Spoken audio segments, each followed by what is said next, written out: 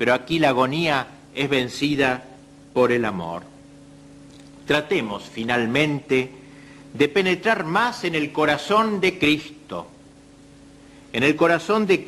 para conocer allí, cuanto sea posible, las causas de su sufrimiento terrible. Digamos primeramente las causas físicas. Era natural que, puesto aquel esfuerzo amoroso del cenáculo, viniese una postración física tan intensa como había sido aquella llama. Y era natural que la crisis de la postración viniese cuando todo lo externo ayudaba a ello, es decir, en la soledad, oscuridad, silencio, abandono de las pocas personas con quienes había contado. Así nos sucede a todos, y cuanto una persona es más delicada de sentimientos, más rápida y profunda es la postración. Pero señalemos ahora las causas morales del sufrimiento del corazón de Jesús.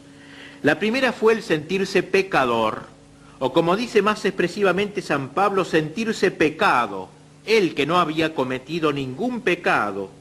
El tedio, el asco, la náusea que siente, el sentirse alejado del Padre, se debe al pavor que dan todos los pecados del mundo que cargan sobre sus espaldas. Es realmente el Cordero de Dios que carga todos los pecados del mundo, aquel en el cual, como dice Isaías, Dios puso las iniquidades de todos nosotros, todo el pecado, desde el original, los pecados que provocaron Sodoma, el diluvio, todos los desórdenes, impurezas, robos, asesinatos, perjurios, toda la villanía de los siglos está ahí, ante él, sobre él, como otros tantos testigos que lo acusan, que lo oprimen, que lo anonadan, que piden su muerte. También están ahí nuestros pecados personales. Es como el pecado encarnado. Él que no conoció el pecado, Dios lo hace pecado. Es acá solidario con la humanidad. Dice Santa Catalina de Siena que lo más grave que le puede pasar a un pecador es ver a Dios. Cristo padeció en cierto modo la pena de daño, hecho por nosotros maldito. Por eso estaba triste hasta la muerte, de bruces, aplastado por nuestros pecados, hecho impotente. Sobre él gravitaban todos los pecados del mundo. Él había tomado la responsabilidad de todos ellos y Dios se la había puesto sobre sí. El efecto natural de esta responsabilidad experimentada a plena conciencia era sentirse como objeto de la abominación de Dios. La segunda causa moral de desolación en el corazón de Jesús fue la ingratitud de los hombres. El Redentor conocía a todos los hombres, uno por uno, con más perfección de lo que cada hombre se conoce a sí mismo, y a cada uno en particular dirigía su mirada, ofreciéndole la redención, a fin de que él se la aplicase y respondiese al ideal de santidad revelado al mundo. Recordando aquel llamamiento del Rey Eternal, considerémosle aquí en la entrada de la pasión, ofreciendo a cada hombre el precio de su sangre, y veamos cómo la mayoría se hacen los sordos, cómo desprecian la redención, y cómo muchos responden hasta con sarcasmo e incluso con odio. No hay duda que la contemplación de los hombres le ofreció también muchos consuelos en las almas santas, que habían de responder fervorosamente a su llamamiento y hacer oblaciones de mayor estima y momento, sobre todo la Santísima Virgen, alejada quizá del huerto, como lo pinta algún artista también como al costado del huerto, pero estaba con el alma ciertamente allí. Veía Jesús también la generación de los escogidos a lo largo de los siglos, pero este consuelo no le quitaba la pena infinita de ver a tantos hombres, pueblos y generaciones, voluntariamente apartados de la luz de la verdad y de la vida de amor que nacen de su corazón sagrado.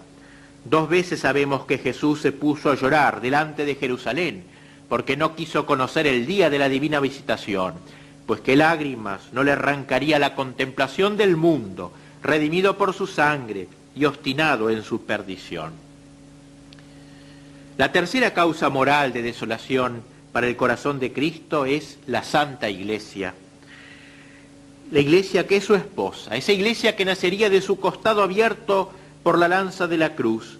Él había amado sin mancha ni arruga y la contempla en su cuerpo, que son los miembros que la forman, a veces profanada y envilecida, como estará su propio cuerpo durante los horrores de la pasión.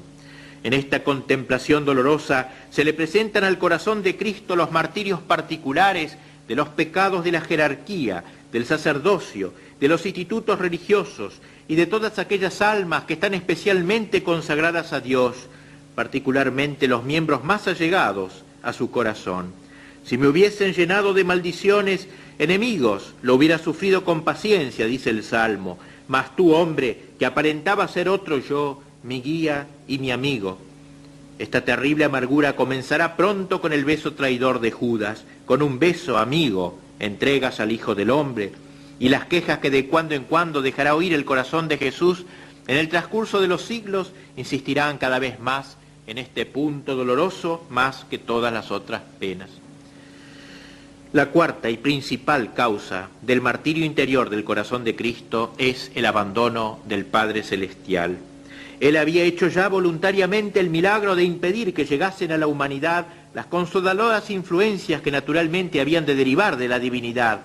Pero detrás de este sacrificio viene el Padre a ejecutar en su Hijo un sacrificio más duro que el de Abraham, que es el de dejarlo sensiblemente abandonado, apartado de su amor y víctima de su justicia.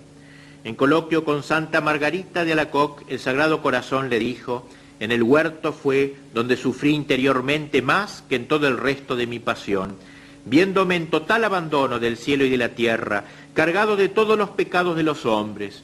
Comparecí ante la santidad de Dios, que sin mirar mi inocencia me trituró en su furor, haciéndome apurar el cáliz que contenía toda la hiel y amargura de su justa indignación, y como si hubiera olvidado el nombre de Padre para sacrificarme a su justa cólera.